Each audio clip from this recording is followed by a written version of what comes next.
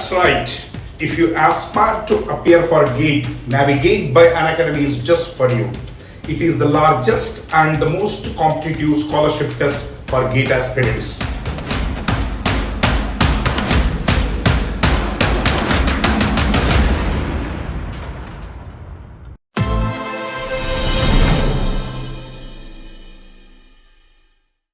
Hello everyone, स्वागत है आप लोगों का हमारे इस YouTube चैनल पर, जहां पर हम आपके लिए लाते हैं टॉपर्स। हम आपके लिए लाते हैं ऑफिसर्स जिन्होंने बहुत बड़े-बड़े एग्जामिनेशंस को क्रैक किया है, जैसे कि गेट एग्जामिनेशन और इंजीनियरिंग सर्विसेज एग्जामिनेशन। आज हमारे साथ एक ऐसे ही ऑफिसर बैठे हुए हैं जो हार्ड वर्क की मिसाल है, जिन्होंने अपने परसिस्टेंस से ये प्रूव कर दिया कि अगर आप किसी चीज को ठान लेते हो तो आप उसको पूरा करके रहते हो। कई बार एस्पिरेंट्स ऐसा सोचते हैं कि सर मेरा एक बार में क्रैक नहीं हुआ, क्या मुझे एक ड्रॉप लेना चाहिए, क्या मुझे सेकंड ड्रॉप लेना चाहिए। तो सर आज आप सब लोगों के लिए ये लेजेंड आपके लिए हैं, जो इस चीज का जीता जागता मिसाल है कि एक बार उन्होंने ठान लिया कि मुझे पीएसयू चाहिए और आज वो हमारे साथ हैं। सर आपका बहुत बहुत स्वागत है हमारे शो में, आपको कैसा लगा?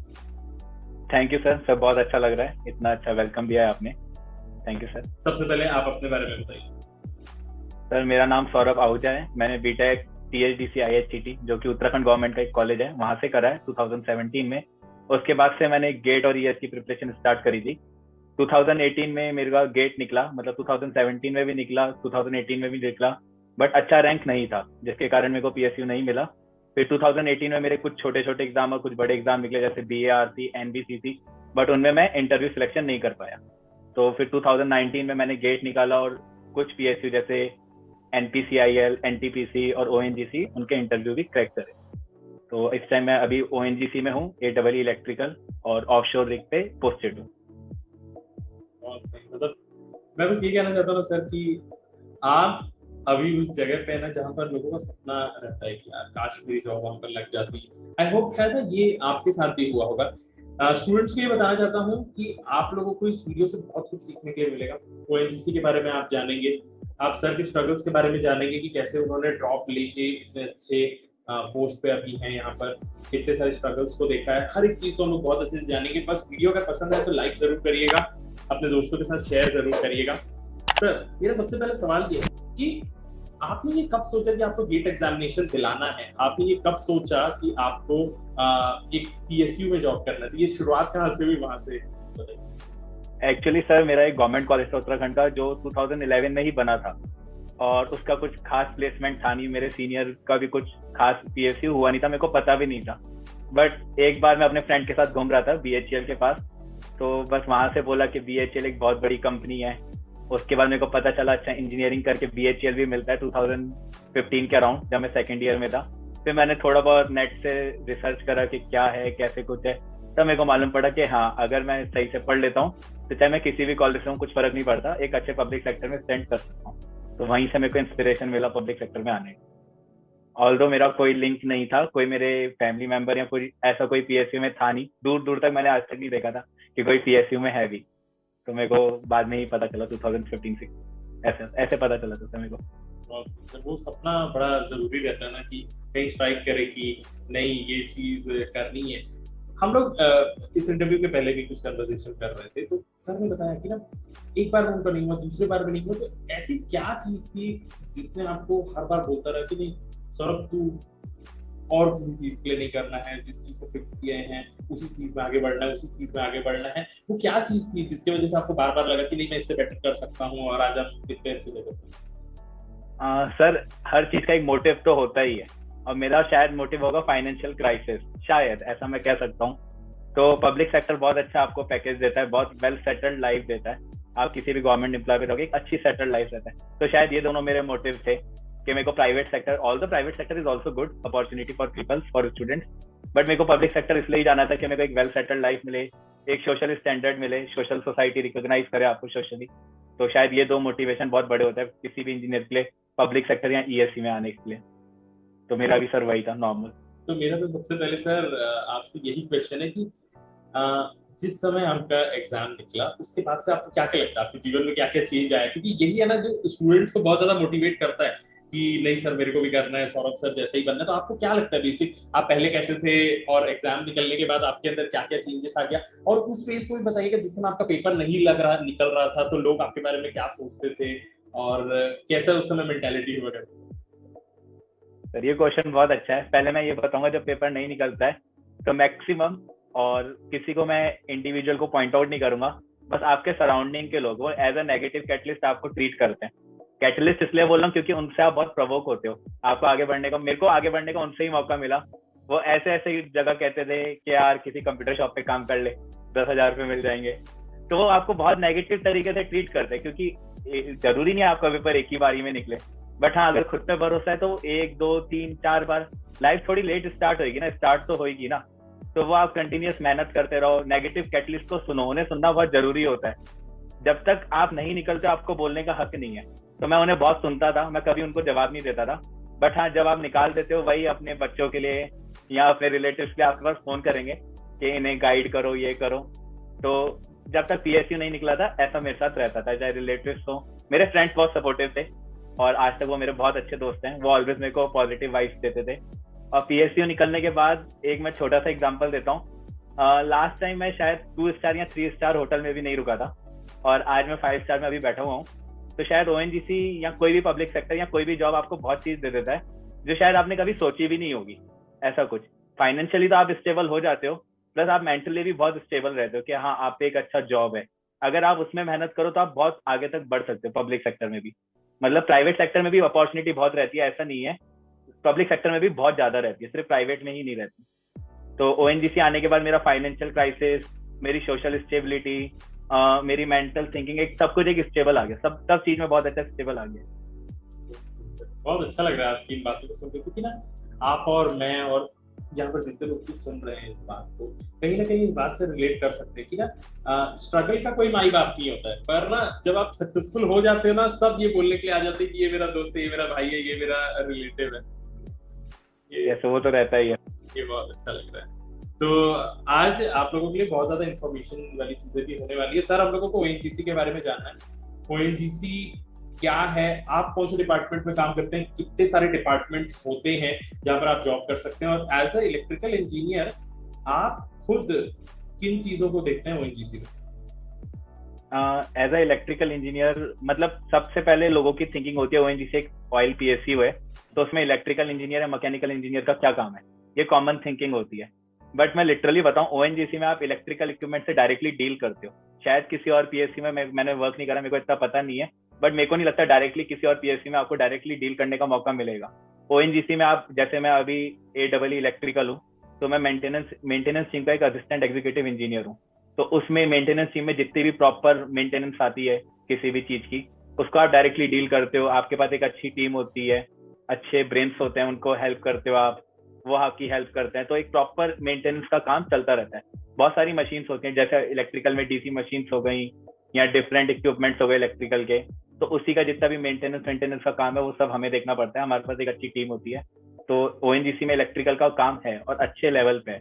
और ओएनजीसी में आने के लिए बहुत सारे डिसिप्लिन ओएनजीसी लेता है, इलेक्ट्रिकल, मैकेनिकल, जियोलॉजिस्ट और केमिकल, डिफरेंट मैनेजमेंट से भी काफी है। MBA करके भी आप ओएनजीसी ज्वाइन कर सकते हो। तो एक मल्टी डिसिप्लिनरी अंडरटेकिंग है ये, आपको बहुत अच्छा एम्प्लॉयमेंट जनरेट करती है ये। तो ओएनजीसी में आने के लिए बस आपको हाँ मेहनत तो करनी पड़ेगी, वो टफ है आना, बट उसके बाद एक अच्छी लाइफ देता है ओएनजीसी।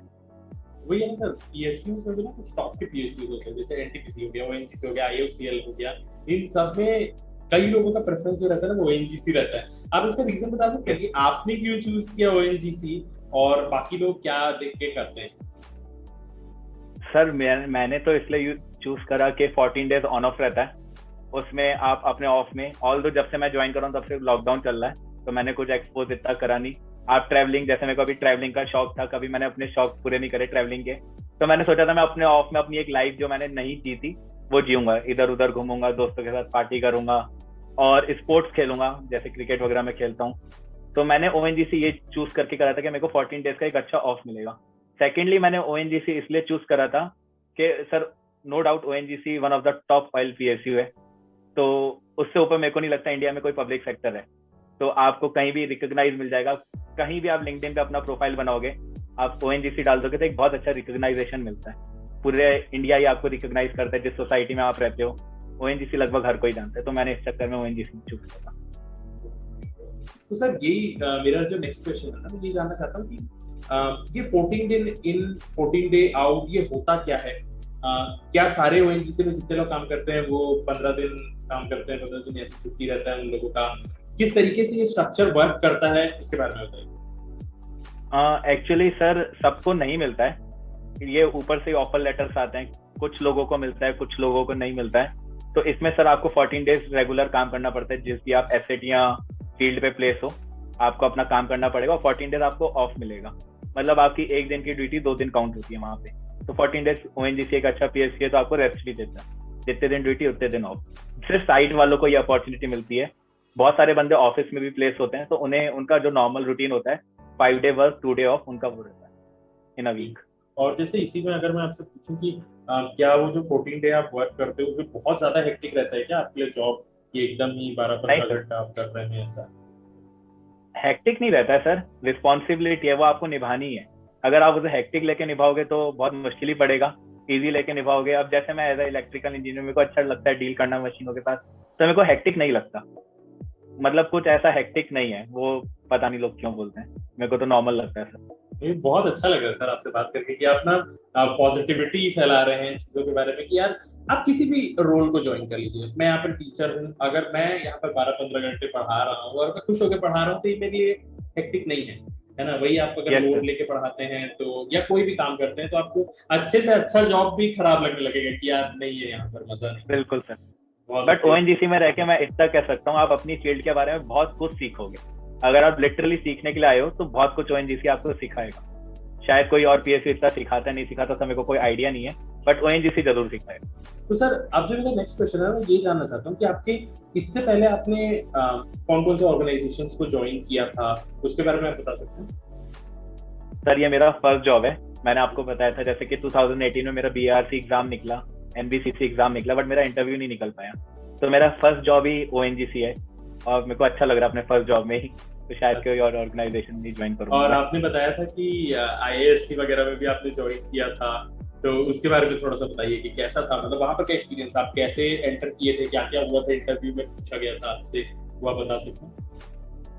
सर IASC का एक्सपीरियंस भी बहुत अच्छा था। 2019 गेट में मेरा जैसे रैंक आया था जो, उस पर ONGC मेरा वेटिंग में था, तो तब तक मेरे को IASC बैंगलोर भी मिल चुका था। तो मैंने सोचा कि तब तक IASC बैंगलोर को एक्सप्लोर करते हैं।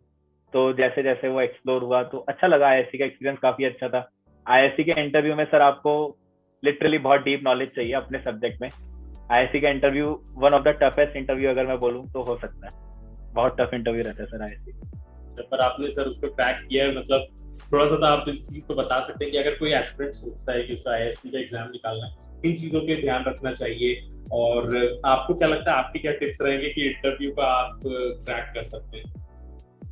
सर अगर IASC कोई इंडिविजुअली सिर्फ IASC के लिए पढ़ेगा तो मैं बोलूंगा अपना मैथमेटिक्स बहुत स्ट्रांग रखें। IASC मैक्सिमम वो मैथमेटिक्स पूछता है इंटरव्यू में या जो उसके एग्जाम्स होते हैं। अगर आप थियोरेटिकली किसी चीज को जा रहे हैं IASC लेके, तो IASC क्रैक करना बहुत मुश्किल रहेगा। आपको प्रैक्टिकल नॉलेज होना चाहिए, खासकर मैथमेटिक्स नॉलेज बहुत अच्छा होना चाहिए। आपको हर चीज का प्रूफ और हर चीज का डेप्थ पता होना चाहिए, तब जाके आप IASC का इंटरव्यू क्रैक करना सोच सकते हैं। वो such a prestigious institute of India है वो। और सर वहाँ पर की लाइफ कैसे रहती है, आप थोड़ा डिस्कस कर सकते हैं? किस तरीके का शेड्यूल रहता है, आप कौन से डिपार्टमेंट में थे और क्या क्या चीजें, कितनी क्लासेस हुआ करती थी वहाँ पर? शेड्यूल वहाँ का थोड़ा तो हेक्टिक रहता है, और मैं इलेक्ट्रिकल इंजीनियरिंग डिपार्टमेंट में ही था वहाँ पे। तो वहाँ पे काफ़ी लैब्स रहती हैं, थ्योरी मतलब क्लासेस रहती हैं, but at the same time आपको काफ़ी एक्सप्लोर करने के मौके मिलते हैं। डिफरेंट क्लब्स रहते हैं और आपका स्पोर्ट्स काफ़ी अच्छा रहता है वहाँ पे। तो IASC में ओवरऑल मोर और लेस लाइफ बहुत कंफर्ट रहती है। अगर आपको पढ़ने का सच में शौक है, रिसर्च वर्क का शौक है, तो definitely IASC is your cup of T. वरना तो IASC में बिताना टाइम बहुत मुश्किल है, बहुत ज्यादा। मतलब वही, अगर आप एक्चुअल में इंटरेस्टेड हैं इस टाइप के जॉब में जहाँ पर आप रिसर्च करना चाहते हैं, एक्सप्लोर करना चाहते हैं, तो आपके लिए IASC बहुत सही है। Yes sir. तो सर आप हम लोग ना थोड़ा सा शिफ्ट करते हैं चीजों को। मैं आपसे ये जानना चाहता हूँ कि गेट का प्रिपरेशन कैसा होना चाहिए? आप जब शुरू किए, फिर उसके बाद आपने गैप लिया, फिर उसके बाद ड्रॉप लेके फिर आज इस पोजीशन पे पहुंचे, तो पहली बार ऐसा क्या नहीं था सौरभ आहूजा में कि उनका सिलेक्शन नहीं हो पाया, और फिर अभी उनमें क्या था इस रिसेंट में कि उनने इस रैंक को सिक्योर किया? सर मैंने गेट का प्रिपरेशन 2016 स्टार्ट कर दिया था अपना, और मैंने जैसे बताया मेरा कॉलेज कुछ उतना हाई लेवल नहीं था, तो मेरे पास गाइडेंस की कहीं ना कहीं कमी रहती थी। मैं ऑल्दो एनपीटीईएल देखता था, और एनपीटीईएल से काफी कुछ बहुत ज्यादा हेल्प मिला एनपीटीईएल से, तो मैं वहां से पढ़ने लग गया अपना, धीरे धीरे ऑनलाइन क्लासेस लेने लग गया एनपीटीईएल से ही, तो करता गया 2016-17। बट मैंने सर उस गेट का ना एप्टीट्यूड और मैथमेटिक्स सब्जेक्ट को ज्यादा वो नहीं दिया, मतलब इंपॉर्टेंस नहीं दिया। मेरे को ऐसा लगता था कि मेन सब्जेक्ट जैसे इलेक्ट्रिकल के मेन सब्जेक्ट है मशीन, पावर, इलेक्ट्रॉनिक्स, यही कर लो इनफ है, बाकी तो कंट्रोल और नेटवर्क हम कर ही लेंगे, ऐसा टाइप रहता था। बट शायद मैं वहां पे गलत था। वहां पे हर सब्जेक्ट की अपनी ही इंपॉर्टेंस है सर, और उतनी ही ज्यादा इंपॉर्टेंट एप्टीट्यूड और मैथमेटिक्स की भी है। तो 2017 में जब मेरे मार्क्स आए थे 36 या 37 थे आउट ऑफ 100, और उसमें सर आप बिलीव करना मेरे 4 सब्जेक्ट जो कि टफ थे उसमें अच्छे मार्क्स थे, और जो इजी सब्जेक्ट और एप्टीट्यूड में मैंने सिर्फ 1 नंबर गेन करा था, ओनली 1 मार्क इन एप्टीट्यूड। तो मेरे को मालूम पड़ा 2017 में नहीं, ये सब्जेक्ट भी आपको इक्वली ट्रीट करना है। आप सिर्फ मेन सब्जेक्ट पढ़ के आप हाँ ये तो समझो कि आप इलेक्ट्रिकल के हो तो मेन सब्जेक्ट पढ़ो, नहीं ऐसा नहीं है। नॉन कोर सब्जेक्ट जो मार्क्स गेनिंग सब्जेक्ट हैं उन्हें आपको टाइम देना ही पड़ेगा, भले वो कितना भी ईजी हो। रेगुलर हाफ आवर दो, 15 मिनट्स दो, बट रेगुलर टच में रहो। मैं एप्टीट्यूड बस लास्ट 2 डेज पढ़ के गया और मेरे को लगा मेरा तो मैथ्स बहुत अच्छा है, एप्टीट्यूड बहुत अच्छा है, मैं कर दूंगा, बट नहीं, वहां पे एक भी गलती आपको पूरा पेपर डुबो देती है सर। तो एप्टीट्यूड और मैथमेटिक्स या नॉन कोर सब्जेक्ट बोले वो मेरा वीक पॉइंट रह गया वहां पे 2017 में। देन 2018 मैंने गेट फिर से प्रिपेयर करा अपनी 2017 की गलतियां देख के, बट 2018 में सर मेरे को ऐसा लग रहा था मैंने 1 साल सिर्फ एक एग्जाम के लिए डेडिकेट कर दिया, बहुत ही ज्यादा प्रेशराइज हो गया at the time of exam. मैं टेस्ट सीरीज जब देता था मेरी बहुत अच्छी रैंक आती थी टेस्ट सीरीज में, अंडर 200 रहता था, अंडर 100 भी रहा हूं मैं, 2018 की बात कर रहा हूँ। लेकिन इतना प्रेशर हो गया at the time of exam कि इजी क्वेश्चन भी मेरे हाथ शफल करने लग गए उस टाइम क्वेश्चन करते, मेरे को नहीं पता क्यों, बट बहुत ज्यादा प्रेशर था, बहुत ही ज्यादा। तो 2018 का पेपर में मैं इतना अच्छा परफॉर्म नहीं कर पाया, लेकिन हाँ अच्छी बात ये थी एप्टीट्यूड में 15 में 14 मार्क्स थे, तो जो मेरे लास्ट टाइम मार्क्स थे वो शायद एप्टीट्यूड की वजह से ही बढ़ गए, बट प्रेशर के चक्कर में इतने अच्छे मार्क्स नहीं आए कि मैं किसी पब्लिक सेक्टर में जा पाऊँ। तो मेरे कुछ मार्क्स थे तो मेरे को लगा IIT या NIT मिल जाएगा 2018 में, तो मैं गया तो NIT ज्वाइन कर लिया था मैंने 2018 में। देन अगेन सेम थिंग, अब मेरे को प्रेशर रिड्यूस करना था, तो मैं 2018 से 19 का जो मेरा प्रिपरेशन था उसको मैंने बहुत लाइटली नहीं बोलूंगा लेकिन बहुत वैसे लिया कि प्रेशर नहीं लेना, मेरे को रेगुलर खेलना है। मैं एग्जाम से 1 दिन पहले भी बैडमिंटन खेला था, रेगुलर मेरे को 1-2 घंटे खेलना है, फ्रेंड्स के साथ चिल आउट करना है, अपने 8 से 10 आवर्स की स्टडी है जो उसे बस कंटिन्यू रखना है, जो होगा बाद में देखा जाएगा।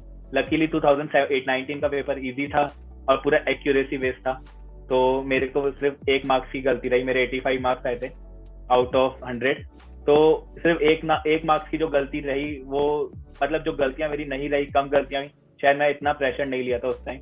तो जो प्रेशर का गेम था वो मैंने 2018 से 19 के भी सीखा, उसे रिड्यूस कैसे करना है। तो शायद आपकी जो एक्टिविटी है, डेली एक्टिविटी है, चाहे आप खेलते हो, चाहे आप घूमते हो, चाहे आप फ्रेंड्स के साथ हैंग आउट करते हो, वो कंटिन्यू रहेगी, तो आपका pressure per day pressure relief रहेगा।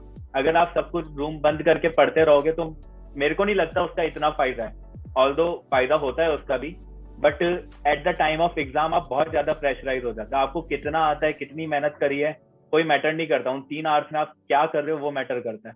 तो वो 3 आवर आपके दिमाग में बिल्कुल लाइटली होना चाहिए, आपने जो पढ़ा है वो इनफ होना चाहिए। तो मेरे को ऐसा लगता है अगर आप प्रेशर रिड्यूस करके करोगे तो बेटर रहेगा। बहुत सही सर, आपने शॉर्ट फिस्ट इतनी सारी चीजों को हम लोगों के स्टूडेंट्स को बता दिया ना, क्योंकि वो क्या सोचते हैं दिन भर पढ़ेंगे, 6 महीने की बात है, 1 साल की बात है, सिर्फ इतना देर कर लेते हैं करके, पर उनको समझ में नहीं आता था कि ऑन अ लॉन्गर रन आप अपने आप को डिग्रेड ही कर लोगे ये सारी चीजें करते हुए। यस सर, और सर मेरे को ऐसा लगता है आप पूरा दिन भी बैठोगे, एफिशिएंसी 8 to 10 आवर्स बहुत होती है अगर आप एफिशिएंटली पढ़ते हो ना, बाकी टाइम आप चिल करो ना, जो आपको अच्छा लगता है आप वो करो।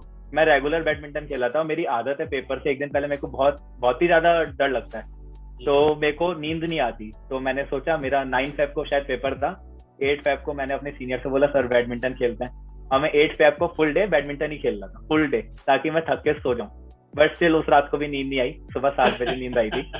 तो शायद मैं इतना रिड्यूस नहीं कर पाया, बट हाँ कुछ हद तक रिड्यूस करा था। तो आप रेगुलर अपनी एक्टिविटीज में रहिए, एक स्पेसिफिक टाइम ऑफ पीरियड में पढ़िए, इनफ होता है वो, बट एफिशिएंटली पढ़िए। ये नहीं कि आप पढ़ रहे हो बीच में मोबाइल चला रहे हो या उस टाइम ही लोगों से बात कर रहे हो। जो आपका डेडिकेटेड टाइम है उसमें छेड़छाड़ मत करिए। डेडिकेटेड टाइम में मतलब आप अपने लिए ट्रू रहिए, अपने कमिटमेंट्स के लिए ट्रू रहिए, और जिस समय जो काम करना है डिस्ट्रैक्शन से थोड़ा दूर होते हुए, फोकस करते हुए आप एक अप्रोच करें। यस सर, यस सर, सबसे इम्पोर्टेंट यही है।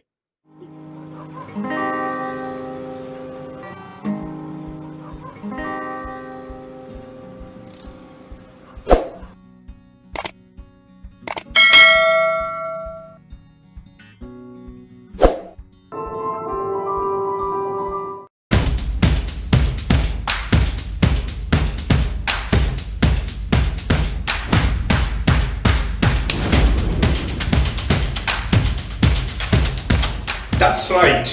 If you aspire to appear for GATE, Navigate by Unacademy is just for you. It is the largest and the most competitive scholarship test for GATE aspirants.